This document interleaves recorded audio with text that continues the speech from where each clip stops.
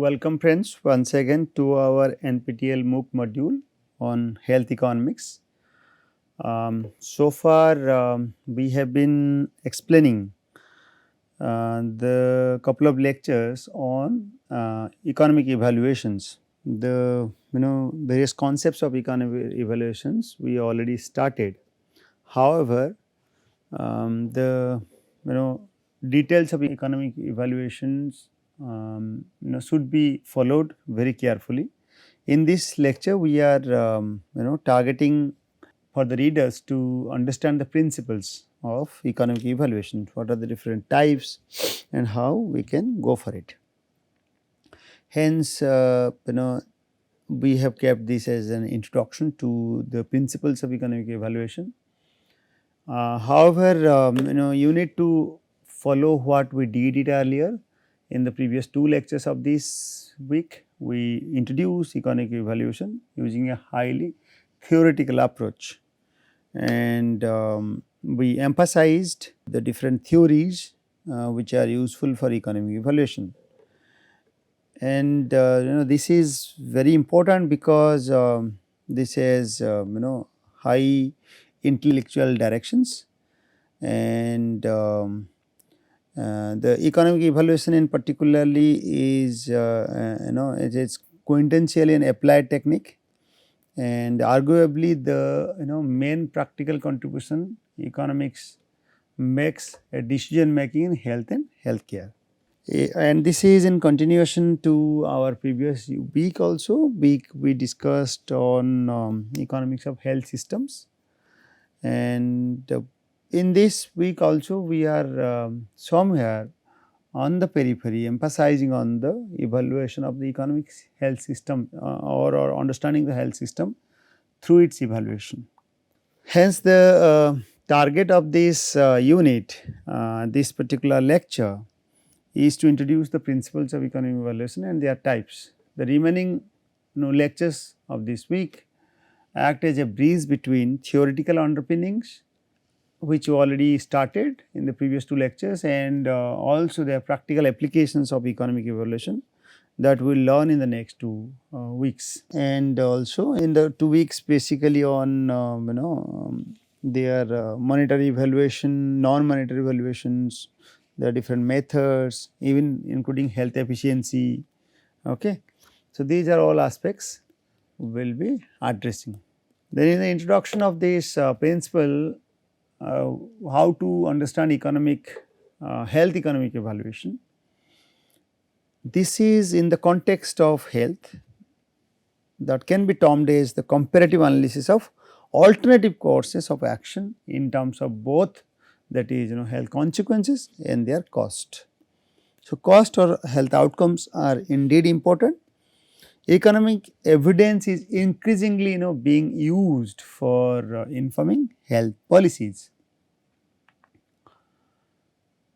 Consequently, ensuring the best value for money is placed high on the agenda by any government in the globe, and that too will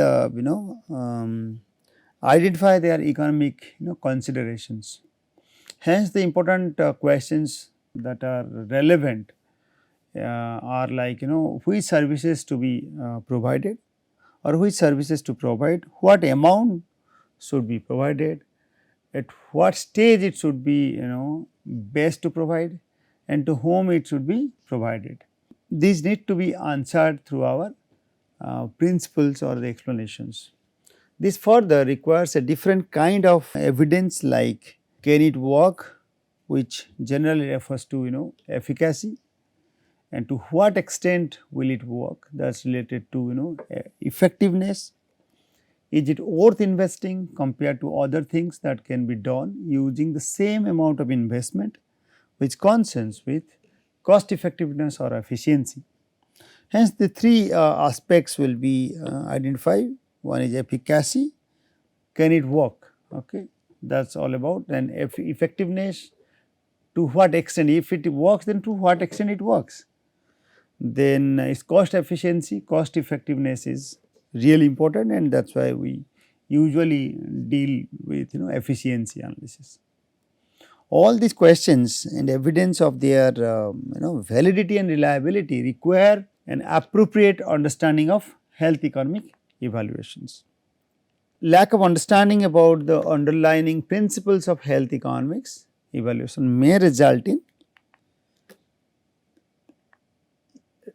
different analysis, like use of inappropriate type of analysis, then use of inconsistent methodologies. So, lack of understanding about the underlying principles of health economics evaluation may result in the inappropriate type of analysis or inconsistent methodologies, which may tend to inappropriate policy decisions and benefiting none that might happen, and so let us understand the principles of health economic evaluation as a comprehensive way. Hence, there are two types of economic evaluation. One is called partial, another is called full. So, we will clarify what is called partial. This study examines, like the partial economic evaluation examines only cost or consequences, but do not look at both together or related cost to consequences, or I mean basically one and its implication on another is not actually linked in the partial economic evaluation.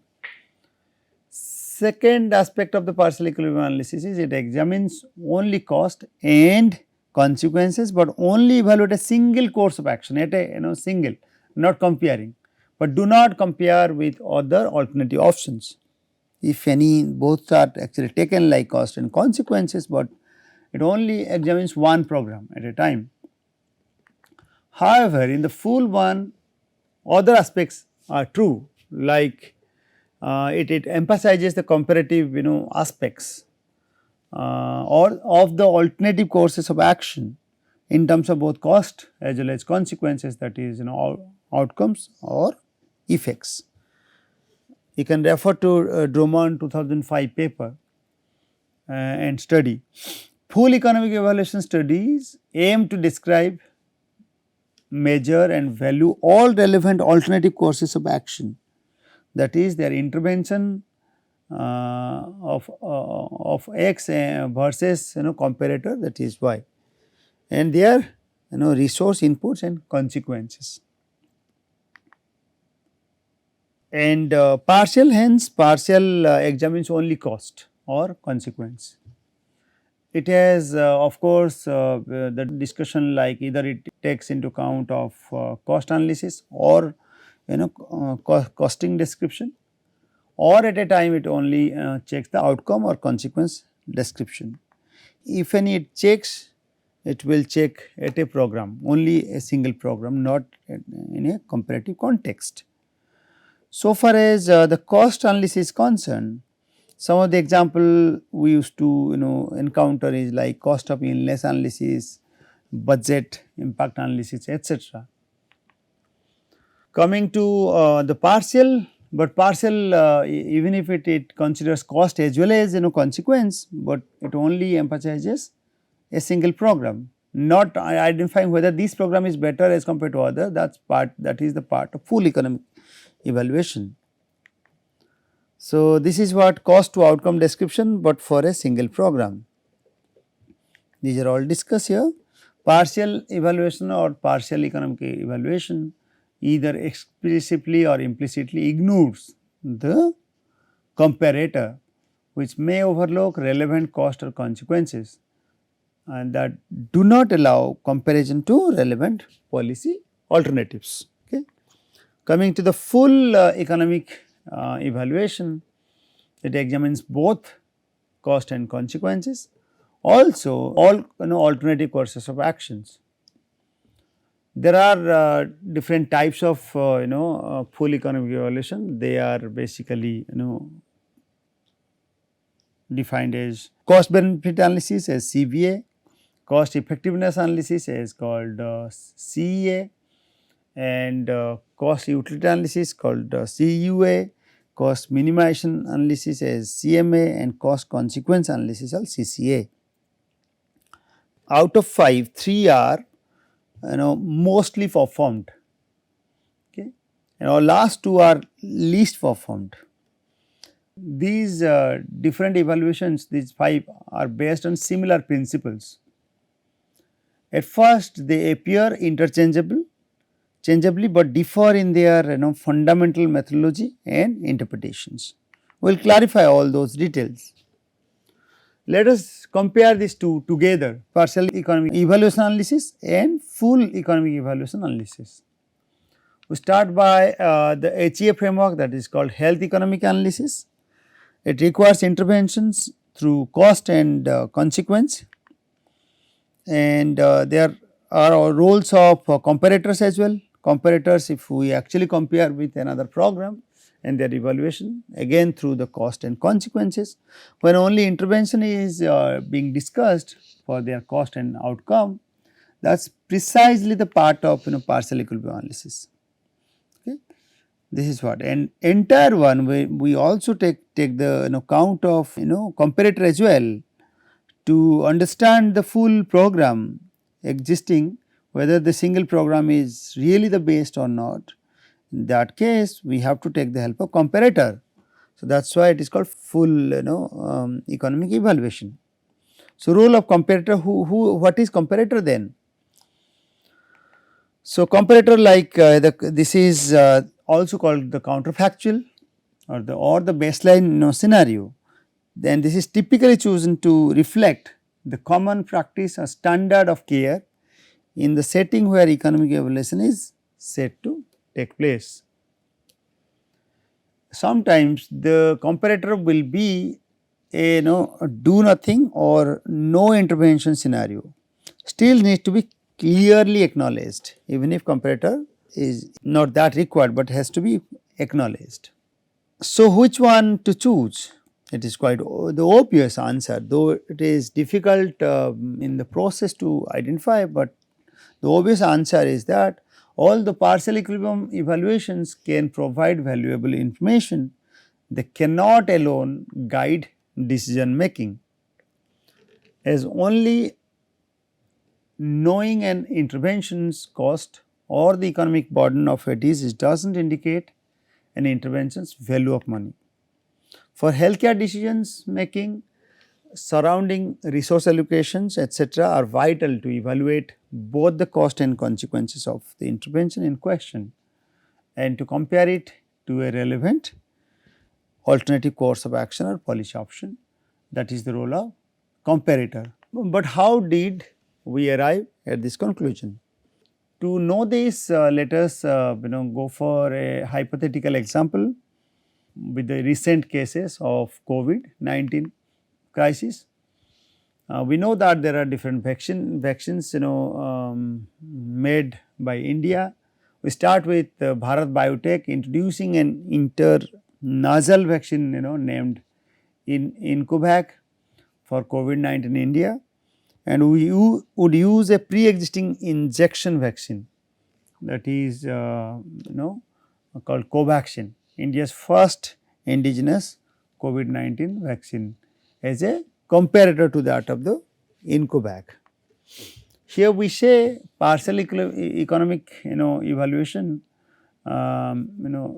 when uses cost outcome study, which only evaluate one course of action, that is only if it is Incovac. In case of full economic evaluation, we uses cost benefit analysis evaluating two or more alternative courses of action together. Okay. So, these two where both cost and outcomes are expressed in monetary terms. We will again clarify monetary and non-monetary terms in our next week in detail.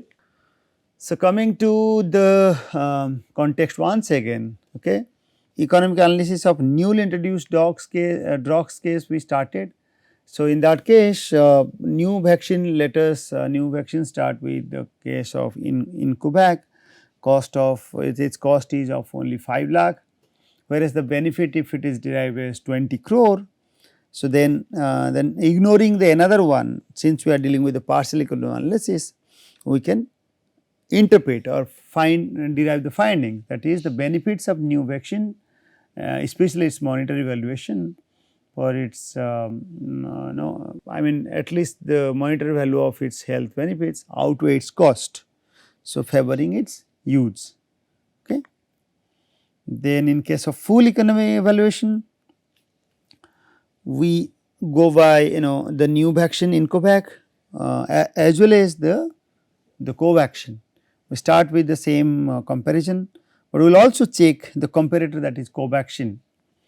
So, with the cost of 3 lakhs and benefit of 30 crore. Hence, in consequence, we derive that the new vaccine, when compared to the current standard vaccine in use, that is the comparator, shows that the new vaccine is less effective, okay, and more expensive than the current vaccine, that is leading to opposite policy recommendations. All right. So, it is very clearly spelled. So, hence the partial equilibrium analysis suggested favoring use, whereas the second one is deriving opposite policy recommendations. So, the full economic evaluation is actually giving a better directions. Hence, what we derive in our conclusion out of this is that we have to choose the full economic evaluation for health economic analysis, especially when the relevant alternative policy options are ignored. The economic analysis can generate a misleading result. That is why we, in the initial case, we simply go by the the nasal based vaccine, that is here in Covac. We have derived that this is actually favorable, but indeed as per the full economic analysis, by emphasizing the comparator, the Covaxin which was initially introduced, we find that it has, the new one has led to a misleading result. Okay. Now, answer what we have understood so far, that there are cases A, B, C comparing the cost of cervical cancer screening to the recently introduced papilloma virus vaccine. Another case, and analyzing the cost and benefit of cervical cancer screening, and the third one comparing the cost and benefit of cervical cancer screening to the recently introduced papilloma virus vaccine. Out of these three cases, which one or which statement is actually true? So, out of these three options, so which one is actually correct? Okay. So, B is partial, but A and C are full economic evaluation. Then second option is B and C are partial and A is full economic analysis. Third option, A and B are partial and C is full economic analysis. This you may consider as a MCQ type of question. Okay. MCQ, you have to choose the best option that is really relevant in these three cases. So, in this case you can easily see that the third case where we can derive the result as per the discussion. So, you have to give this answer. I have already given the hint. You can give the best answer. If it is still not dealt, you can discuss with us in a ask a question session or in a query section. All right. So, we learned that full economic analysis or economic evaluation analysis are more optimal way to approach health economic analysis. However, there are differences within the full economic evaluation itself. One should note that efficiency and equity are the criteria that are the focus of economic evaluation as well. While in private healthcare market, efficiency is largely left to market forces. Economic evaluation concerning public healthcare services requires extra efforts as they are limited or no market forces that generate information like prices and profit to enable efficiency judgment.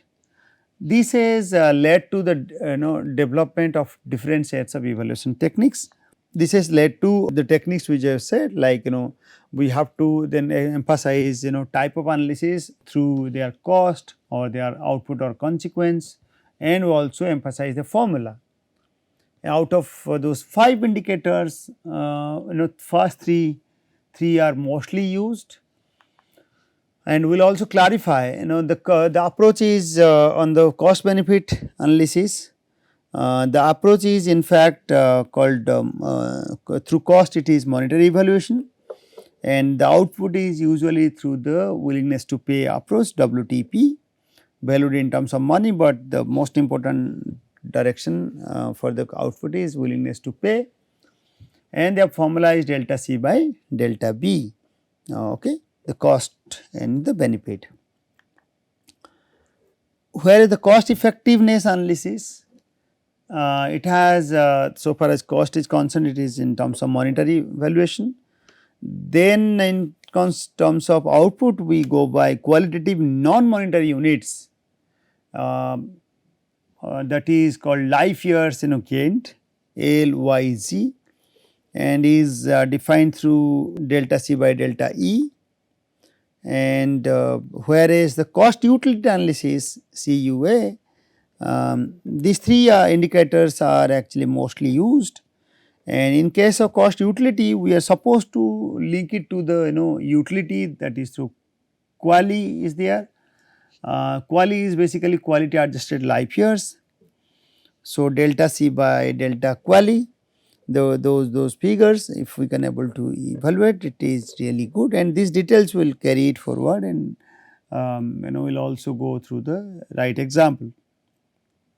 Or last two are less utilized, but its monetary valuation is made, and usually identically in all respects so far as the output is concerned. And here at least the cost alternative are checked. Cost consequence analysis, CCS, this is also called the so far as cost is concerned, it is calculated through the set of cost and their set of consequences, and the formula is considered as disaggregated evaluation approach is followed for the measurement. Each of these types, their advantages and disadvantages along with applied example is discussed in upcoming lectures. We will actually carry it to its respective lecture. Given these 5 techniques, in most books you will find only 3 or maximum 4 regarding how to decide which one is to use. The answer to the above question requires answering a broad range of other questions. The questions can be as follows: are there enough evidence on the outputs of the interventions being compared? If it is yes, or if it is no, accordingly we will decide. If it is yes, then does the output or effect within each intervention are disaggregated in a range of multiple outcomes that are not summarized as a single measure.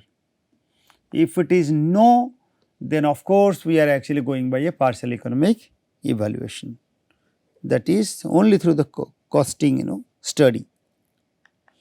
Then does the output, as I already said, does the output or effects within each intervention are disaggregated in a range of multiple outcomes that are not summarized as a single measure. Then if it is yes, then we will check their CCA, cost consequence analysis. If it is no, then output is summarized in a single unit only. Okay. Hence, if it is no, then we have another question, follow-up question: are the outcomes of both or all the intervention identical in all respects? Again, there are 2 follow-up questions. If it is yes, then we will follow CMA approach, that is cost minimization analysis. Then if it is no, so if they are not similar, can the outcomes of these interventions be valued in monetary terms? This question again asked with yes and no. Again, if it is yes, of course the standard technique, that is CBA, cost benefit analysis, followed. If it is no, then another question is required. If not in monetary terms, is it valued in single natural unit, which we discussed, or generic measure of health status, that is through utility, called quality adjusted life year or daily adjusted live here. Then this has single natural unit or generic measure of health. The single natural unit is called cost effective analysis, whereas the other one is called cost utility analysis. So, after saying all these details, I hope you must have got the principles, the steps, or through, and their types are clarified through the steps to understand the context. Broadly, there are two types of economic evaluations. One is partial and full economic evaluations. Partial economic evaluation provide useful information. However, the information is not enough for decision making, that might give misleading result, which we have already clarified in the context of vaccination, two vaccination programs which India recently followed, especially during COVID-19. Within full economic evaluations, there are 5 techniques: CBA, CEA, CUA, CMA and CCA. First 3 are considered to be the mostly used evaluation techniques, and each of these techniques differ from each other in some way or the other in their applications. So, what is there in the next lecture? We will discuss the full economic evaluations, and we will identify their features and with their important example, the most important example and the example in practice. Also discuss the advantages and disadvantages, and we also enable appropriate use of each of these tools or techniques, and will interpret for health policy making. Okay. So, these are the standard readings to follow. We have also cited some of them in between. I think it will really clarify to understand health evaluation, and we have tried our best to get the best tools from the latest available sources. So, these are all. I must thank you for your patient listening. I look forward to your next lecture participation. Thank you.